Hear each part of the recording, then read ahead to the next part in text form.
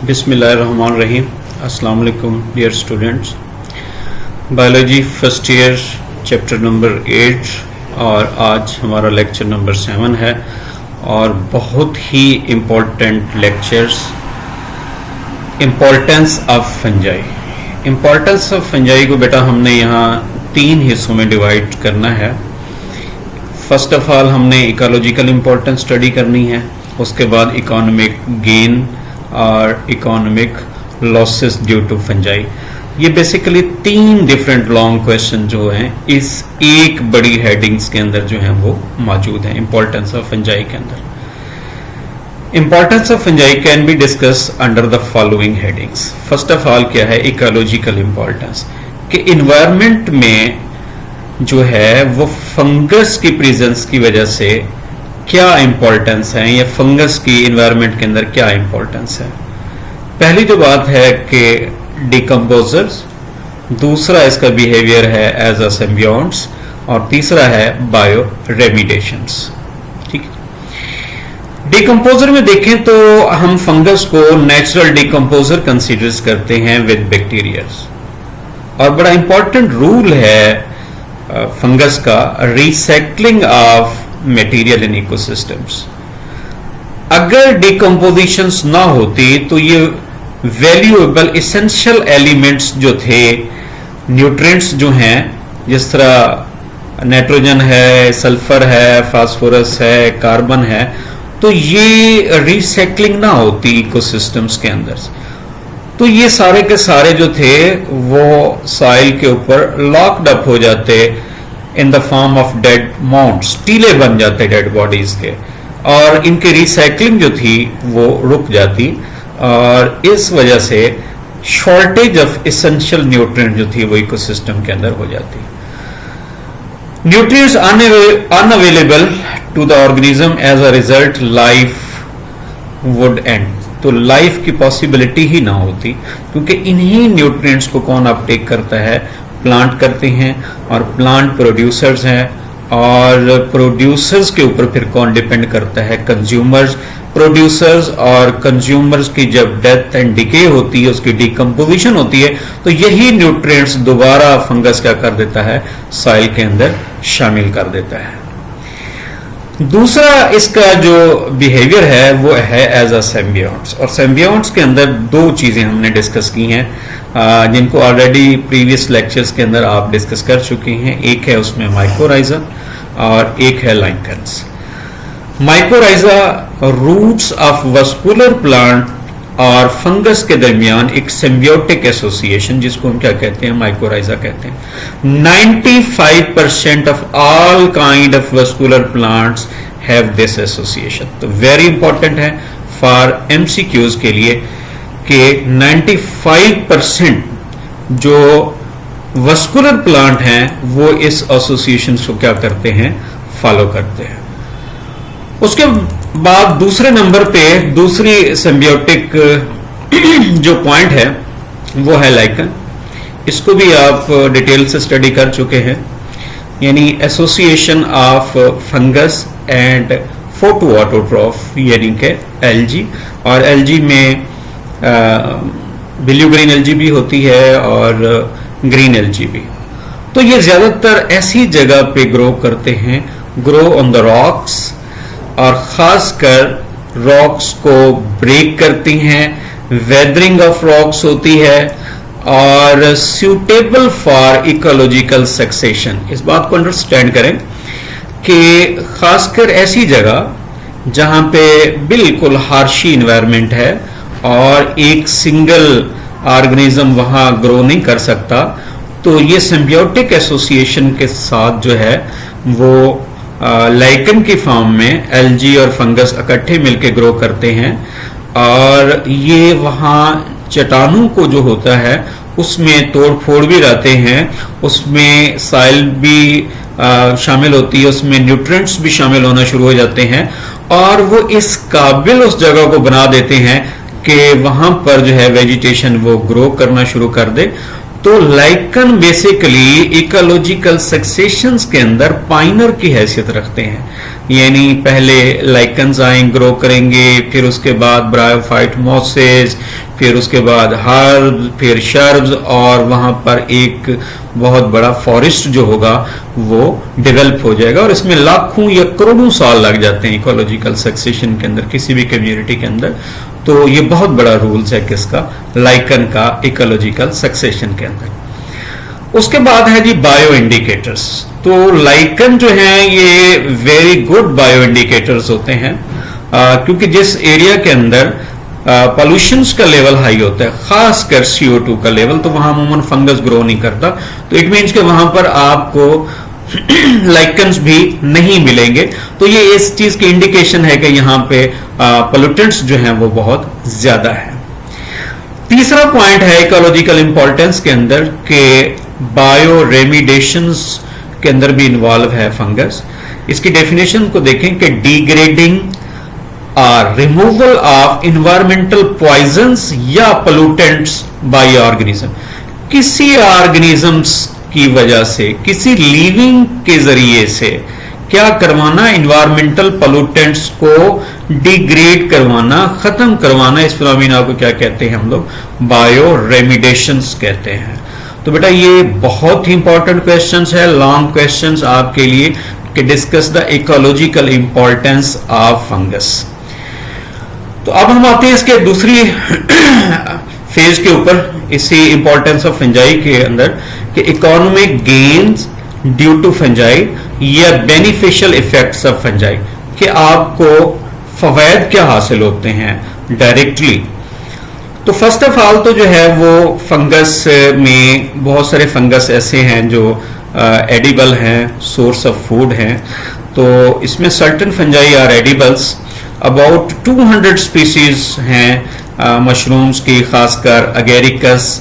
SP का मतलब होता है स्पीशीज, यानी ये जीनस है, इसके अंदर बहुत सारी स्पीशीज पाई जाती हैं। इसके बाद मोरेल्स, मॉर्केला एस्कुलेंटा, ठीक है जी, और ट्रफल्स। ये कई दफा बोर्ड के पेपर में इसकी डेफिनेशन भी आ चुकी है कि एस्कोमाइसीड्स की फ्रूटिंग बॉडीज जो है, underground fruiting bodies of some एस्कोमाइसीड, ये ट्यूबर स्पीसीज को क्या कहते हैं हम लोग, ट्रफल्स कहते हैं। यानी आप इसे वैसे ट्रफल्स को आप एस्कोकार्प भी कह सकते हैं, क्योंकि एस्कोमाइसीड की फ्रूटिंग बॉडी को आप क्या कहते हैं, एस्कोकार्प कहते हैं। अब जो लोग होते हैं बेसिकली, क्योंकि ये अंडरग्राउंड होते हैं, तो इस वजह से जो पीपल्स होते हैं वो इनको फाइंड करते हैं with the help of train dog या पिग्स के जरिए से, और ये कॉमन एडिबल फंजाई है जो मिलती है आपको। तो इसमें आपने देखा कि जी एडिबल फंजाई के अंदर मशरूम्स, मार्केला एस्कुलेंटा, ट्रफल्स, ये सारी चीजें जो हैं वो क्या हैं, एडिबल्स फंगस के अंदर आ जाती हैं। अब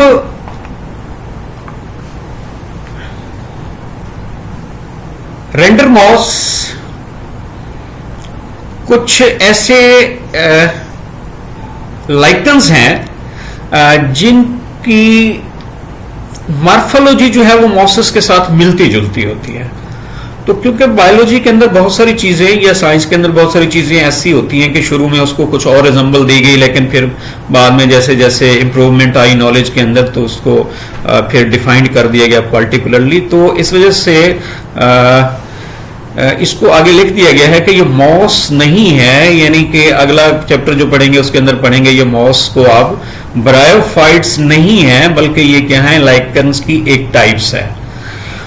तो इसको जो एनिमल्स हैं वो खाते हैं, बारहसिंगा वगैरह, ठीक है जी, या कुछ और लार्ज एनिमल्स जो होते हैं, खासकर एरेक्टिक, सब एरेक्टिक और बोरियल रीजन्स के एनिमल जो है वो इनको क्या करते हैं, खाते हैं। ये सारे एरियाज, एरेक्टिक एरियाज, सब एरेक्टिक, ये पोल्स के बिल्कुल करीब तरीन एरियाज होते हैं, और ये ऑलमोस्ट सारा साल बर्फ के अंदर ढके रहते हैं और ठंडे तरीन इलाके होते हैं। इसके बाद सारी के सारी जो मशरूम्स होती हैं वो खाने वाली नहीं होती, कुछ उसमें पॉइजनस भी होती हैं और हाईली पॉइजनस होती हैं, जिसमें टोड स्टोल्स है जिसका नेम डेथ कैप है, ठीक है जी, और डेथ एंजल एमानीटा ग्रुप के जितने भी मशरूम्स हैं वो हाईली पॉइजनस होते हैं। और इसके अलावा जो है जैको लैंटर्न जो है मशरूम्स है, इसके साइंटिफिक जो नाम है एम्फालोटस ओलिएरियस, ठीक है जी। यहां पे ये चीज जैको लैंटर्न्स का वर्ड इस वजह से लिखा गया है कि लैटिन में इसका मतलब है लालटीन। तो लालटीन एक यूं समझ लें कि एक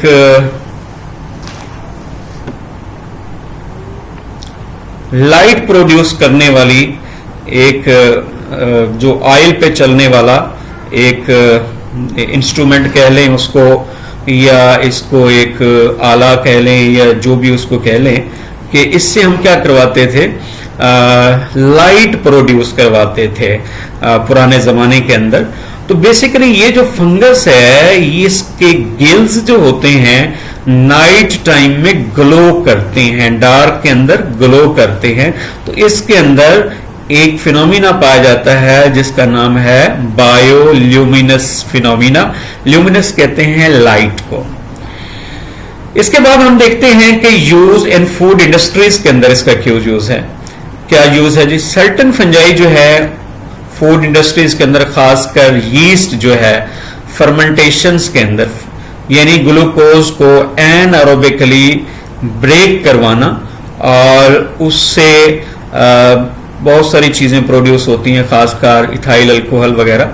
तो उससे ब्रेड बनाई जाती है, लिक्कोर बनाया जाता है, शराब, अल्कोहल वगैरह।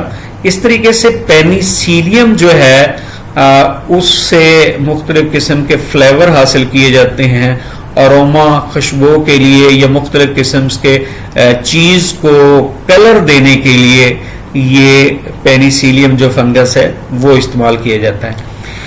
इसके बाद जो एस्परजिलस है, इसकी फर्मेंटेशन से सोया सॉस या सोया पेस्ट, ये मुख्तलिफ किस्म की जो चीज़ें हैं इस्तेमाल की जाती हैं हमारे खानों के अंदर, या इस तरीके से। ये भी आपको पता होगा कि ये बहुत सारी चीज़ें फंगस एस्परजिलस से हासिल होती हैं। और इससे सिट्रिक एसिड्स भी प्रोड्यूस होता है।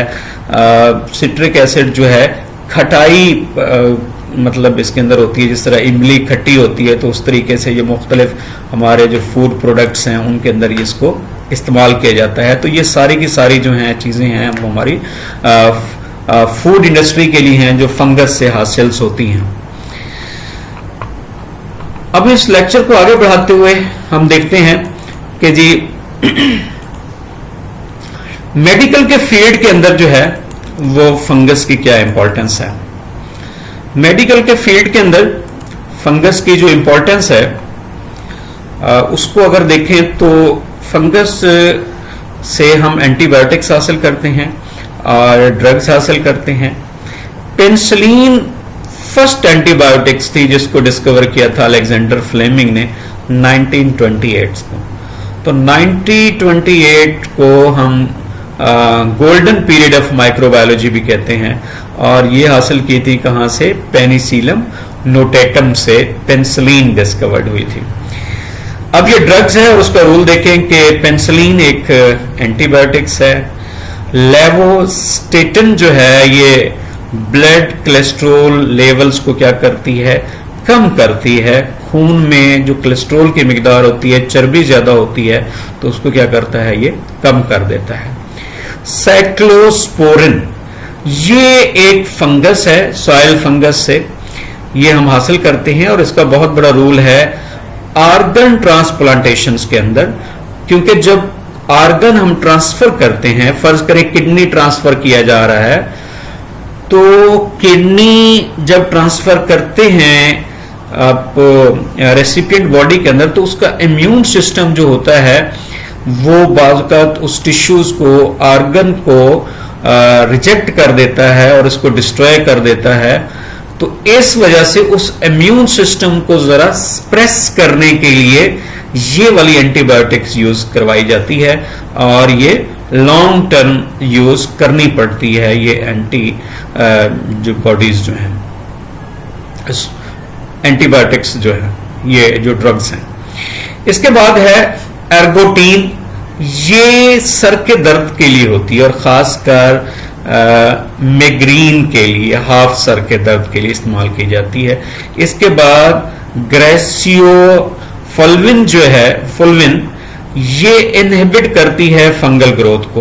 हालांकि है ये खुद फंगस और यहां से ये ड्रग्स जो है वो निकल रही है और दूसरे फंगल की ग्रोथ को क्या कर दी है, रोक देती है। जिस तरह हम बैक्टीरिया से एंटीबायोटिक्स हासिल करते हैं और दूसरे बैक्टीरिया को मारने के लिए इस्तेमाल करते हैं, तो ये इसका रूल क्या है, ये एंटी फंगल्स के तौर पे है। तो ये बहुत इंपॉर्टेंट, ये जो है वो सिर्फ ये एंटीबायोटिक्स और ड्रग्स का जो सोर्स है, ये भी आपको लॉन्ग क्वेश्चन में दिया जा सकता है क्योंकि इसमें 4-5 चीजें हैं, तो ये 4 मार्क्स में दी जा सकती हैं और एक आध दफा ये बोर्ड के पेपर में आ चुका है। वरना उसके अलावा ये लॉन्ग क्वेश्चन और शॉर्ट क्वेश्चन के लिहाज से तो वेरी वेरी इंपॉर्टेंट है ये पूरा टॉपिक, और इसकी एक एक लाइन को आपने अच्छे तरीके से रट्टा लगाना है, तैयार करना है इसको, कि जी इसमें से बहुत ज्यादा एमसीक्यूज भी आ सकते हैं इस एग्जाम के अंदर भी और एंट्री टेस्ट के अंदर भी। बायोलॉजिकल रिसर्च के अंदर देखें अगर आप लोग, तो यीस्ट जो है,